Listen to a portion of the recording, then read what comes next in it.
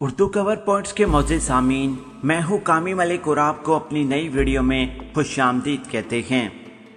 پیارے دوستو، 20، 22، 24 سال تک امریکہ افغانستان طالبان سے لڑتا رہا۔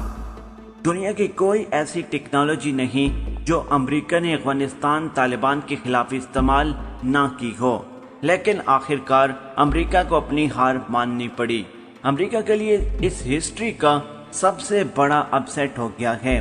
بگرام ایئر بیس بھی امریکہ کے ہاتھ سے نکل گیا۔ معزز سامعین، کل امریکہ کی جانب سے بگرام ایئر بیس مکمل طور پر خالی کر کے افغانستان کی فورسز کے حوالے کر دیا گیا۔ ویڈیو کے مزید تفصیل میں جانے سے پہلے ہماری ویڈیو کو لائک کر کے چینل کو سبسکرائب کرنا مت بھولیے گا۔ نیز ہماری ویڈیو کو لائک کمنٹ کر کے سوشل میڈیا اکاؤنٹس پر شیئر کریں۔ پیارے دوستو، پچھلے 20 سال میں امریکہ کی جانب سے بگرام ایئر بیس کے اوپر روزانہ کی بنیاد پر اور ہر مہینے ہر سال کی بنیاد پر انویسٹمنٹ کی جا رہی تھی، اور امریکہ ہر سال بگرام ایئر بیس کو اپ ڈیٹ کرتا تھا۔ دنیا کی کوئی ایسی سہولت وہاں پر مہیا نہیں تھی۔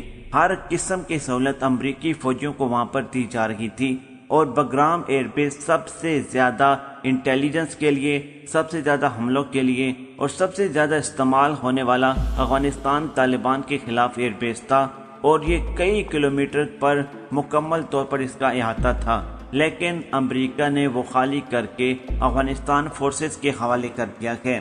یہی کچھ نہیں، امریکہ کے بعد اب افغانستان فورسز اور افغانستان طالبان کو اس بگرام ایئر بیس کو لے کر کمسان قسم کی لڑائی ہونے جا رہی ہے، کیونکہ افغانستان کی حکومت اس کے اوپر قبضہ کرنا چاہ رہی ہے، اور دوسری طرف افغانستان طالبان اس ایئر بیس کو اپنے کنٹرول میں لینا چاہ رہے ہیں۔